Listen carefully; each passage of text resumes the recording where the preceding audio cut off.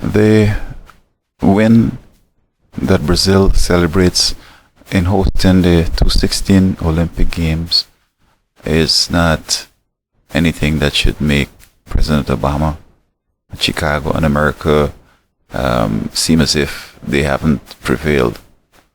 If it had been another first world country with enough resources like America, then you could have said it was a competitive challenge and they won. But when it's given to a third world country, then you have to say that it's a different criteria that was used. Now, the president, according to the news media, may have lost, but no. He took the time and he met with commanders from Afghanistan in Denmark, so that he's still focused on what he has to do. Individuals are saying that he's trying too much.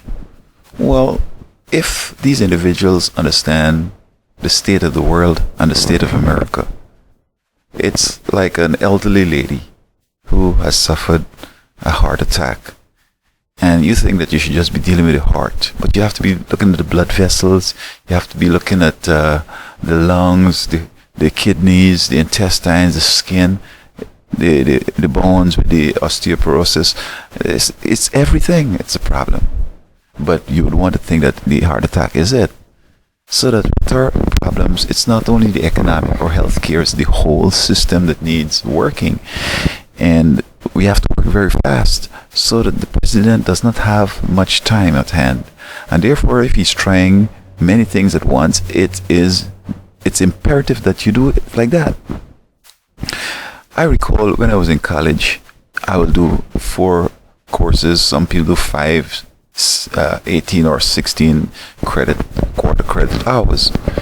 But today in colleges, you just do 1 course and you finish it maybe in about 6 weeks or something like that, or 3 weeks accelerated, and to say because of work, etc. So intentionally, individuals are now able to focus on 1 course.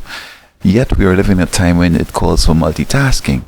So if he could multitask, and if he could do 4 courses for the semester as opposed to 1 at a time, then people should be proud of this. Don't compare the president to yourself if you could just handle 1 course at a time. And being a celebrity and president, it's great because it's not only that you're qualified as a president, but it shows that people really respect you and love you. And this should work to the importance of the country. Now, to say he's too casual with the use of his time. Well, what to do with your time? Look at others, what they did with their time. Keep telling us that fear this, fear that, fear this, fear that, bringing terror in the world. I mean, do we want the same as that? No, we want a difference. And if the president is going to sacrifice his time that he could have had for family or whatever, or go to Camp David or someplace, and he goes to seek America's interests, I see nothing wrong with that. Now, they're saying that he's a junior varsity leaguer and he's learning the job. I don't see what about the presidency you have to learn. You have problems that you need to solve. He has been in Congress.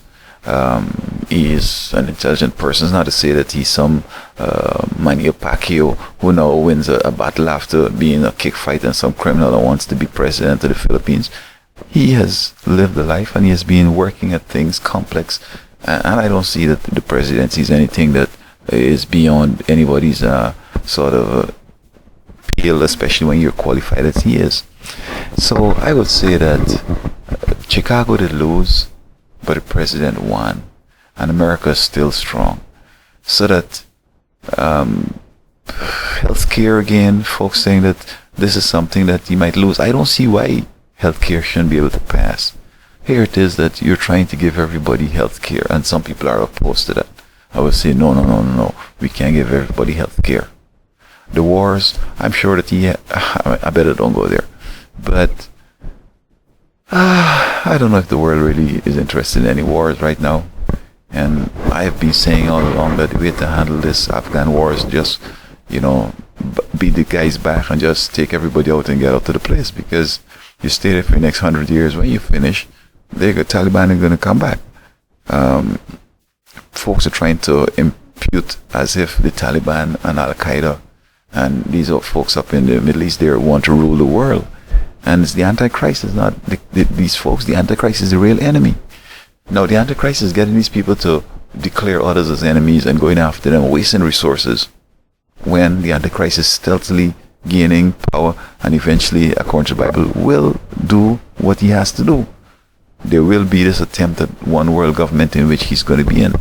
So the president is in a situation where we don't understand what he has to deal with. People in the background saying, you got to do this or else. I'm sure you're having discussions like that. And even though you may have your own plans and your own values, when you get a job, there are things you have to do that you just have to do it. So this defeat here, especially to Brazil, shows that it doesn't matter what the president might have done, or even if God had come down, they would have still given it to Brazil.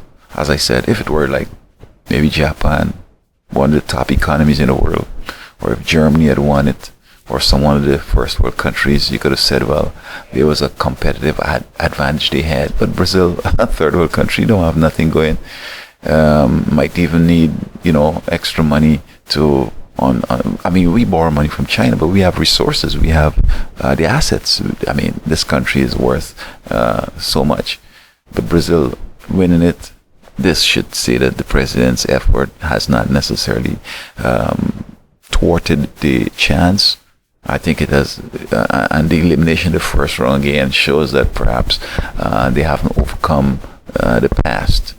And as this new president forges on, I hope that we continue to work with him and continue to cooperate with him to get this country moving forward.